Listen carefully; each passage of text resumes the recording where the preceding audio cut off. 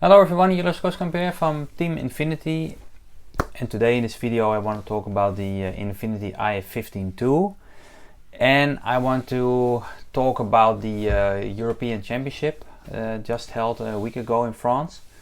And some of you have seen it, of course. I got the second place behind Dario, and so that means we had a 1-2 for Infinity, and yeah, Dario was super fast.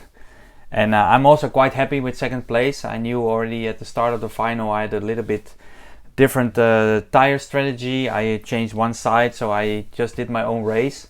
But yeah, he had a better pace overall, and I had to settle for second. And yeah, I want to talk about the car, the setup that I found for this track, as it was an extremely difficult track. Also. The tire, it was hot race tire, and I chose 35-40 Shore, so the rear tire was a lot harder, and it made it a little bit more difficult to find the setup and the balance. So yeah, this is the car that I ran, and it's not 100% because I already did a test last Sunday with the car on my home track Heemstede to see how this setup works there. And actually I already changed from the one-way diff to a normal diff to see how that worked. I tried a few other things, but basically this was the car. Still has the mark also on the top deck and also on the chassis. Yeah, so I'm gonna put the camera more close on this car, and I will show you the car setup, and then I will talk about why I did those changes and how I came up with this idea to run this setup. So come and have a look. So this is the car from the Euros. Yeah, what I said, I changed the diff from the one-way diff in the finals, and in the qualification I ran the one-way. For me it felt really good. It had a lot of punch out of the corner because it's direct drive. Also good steering. In Heemstede I feel a little bit different. With the diff it was a little bit faster than the one-way, so it depends on the track, but it's definitely something to test out. This was equipped with 2 million oil inside, and yeah, it's locks, so it's a one-way and it's kind of a spool feeling, and it's quite hard. But yeah, this was very nice. Also the weight is more heavy, about 20 grams more, and that's why I think it also drives easy, because it's the weight in front, so it makes it just less bite. Yeah, looking to the car now. Yeah, we still have those S&J prototype springs. However, Dario ran 1.8 springs, the 8.0 and the 5.0 in the rear, and those are quite similar to those springs. So I recommend you to try those ones sometimes, because they feel very good. Yeah, I put also 14 grams in the front of the bumper. This is a 28 gram and this is a 9.5 gram.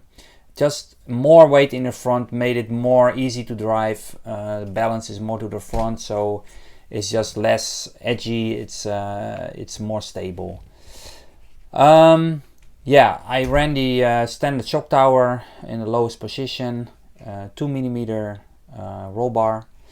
The caster, if you can see, it's a 2mm only, so a lot forward. I like that feeling a lot, just smooth.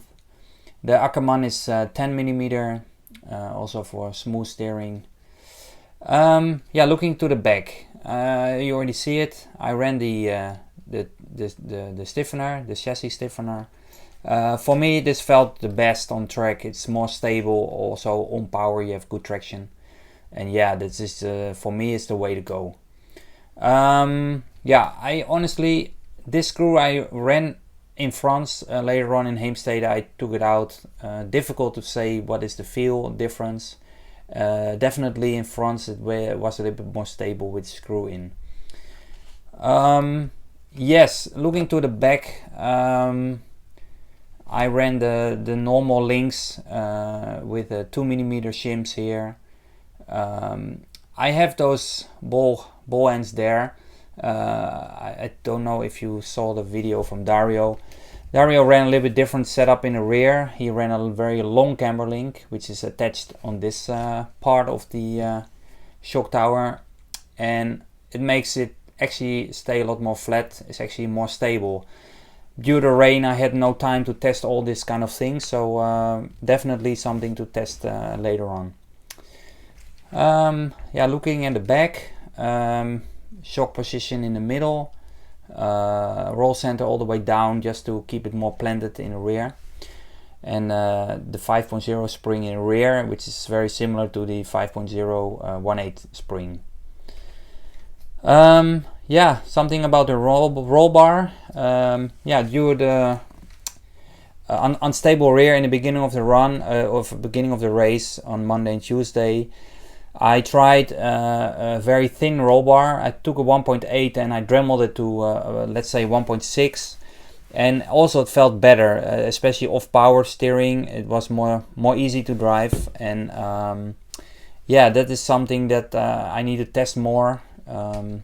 Also differential, this is only a 60k diff. A softer diff worked for me also. Again, the rear was quite loose, so with a softer diff at least it was more drivable. Although I think on power maybe you lose a little bit of traction, so it was kind of a compromise. So this is more of the car. Of course, all the suspension is hard plastic, except the rear hub. This is standard to get a little bit more flex in the rear.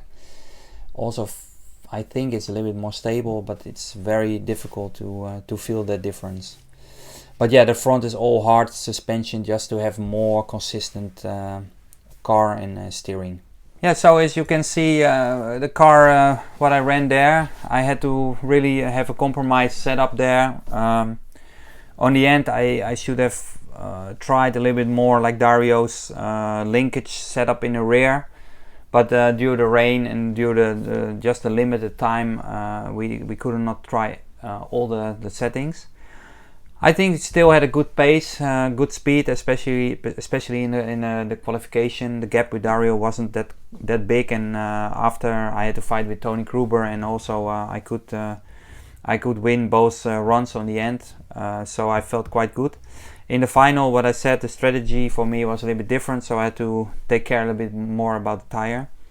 But anyway, I think I was quite happy with the overall car and the race. Yeah, a few more things. Car width, I had to settle with 199, 199. Difficult to say. If I go more narrow, you get more edgy car, and it was all about stability there. The track was very difficult, very far to see as well, a bit of elevation as well, big curbstones, so you really had to be clean for the whole race. Yeah, body shells. Sorry to say, I ran a standard white body shell. This is a pre-cut Extreme CZ1, and for me this felt the best on track. I tried the lens body as well. It felt also really nice. I think it's something to do with the rear wing that makes this body shell feel more better. So I will test the lens body maybe with this wing. This is the high downforce wing from Extreme, and due to the body weight, it's nice to have the heavier wing because you are straight away on the minimum weight of the body. Although this wing also gives a bit more downforce, that's why it's called high downforce wing. But yeah, this wing really helps also the rear settle down, has more traction. And this is a pre-cut, so it's not too much forward, not too backwards. It's just in kind of a neutral position. If I look to my car from the World Championship, I use a ZC1 as well, but then with a little bit more forward, because where there was more traction, so you could get more steering. This is my car from the Euros last year, and also this body shell was a little bit mounted more forward. I actually tried this body shell in France 1 week ago, and the rear was all over the place, so I knew at that time the pre-cut body is way more easy to drive because it's more back. It's just more easy to drive, and not as much steering as the body when you mount it more forward. So that's also something to keep in mind, to have both pre-cut and mounted a bit forward, like normally 3 or 4 mm more forward than the pre-cut, to have an option. If you need more steering, you can get it out of the body shell. Yeah, so this was the body shell. Maybe the ride height for the final, I actually started around 7 and 8.5 just to have enough ground clearance on the end if you run small tire. Now this tire are around 55, 56 and 57 in the rear, so still enough ground clearance. So actually my fastest lap in the race was 16.7 and my final lap was a 16.9 with those super small tire, so I felt this was quite good. Yeah, so that's pretty much my car from the Euros. Definitely we needed more testing, especially with the settings that Dario found. Also he ran the shocks more vertical, more up. So if you have an old shock tower which have more holes, more up, try it for yourself if the car is more stable with the shocks more up. I definitely think it is a little bit better. I tried it last weekend in Heemstede. So there's definitely something more to get from this car. Also with the differentials, I feel like normally I should go harder than 60k to have a bit more traction on power. So also there I will try to find the best compromise between rear traction and also your differential setup. So yeah, for sure there's a lot more to test. Next week we go to Aigen for the ENS in Aigen second round. And I think I will start similar setup that I ran in France. However, we will running matrix tires there, 35, 37. Also traction is there a little bit better. So we might go back to the shorter links to get the rear slide more and also put the shocks a little bit more down. But yeah, we will see, and I will come back to you with a final setup in Aigen, and let's talk about that race at that time again. Okay, that's all for now. I hope you enjoy my video, and see you next time.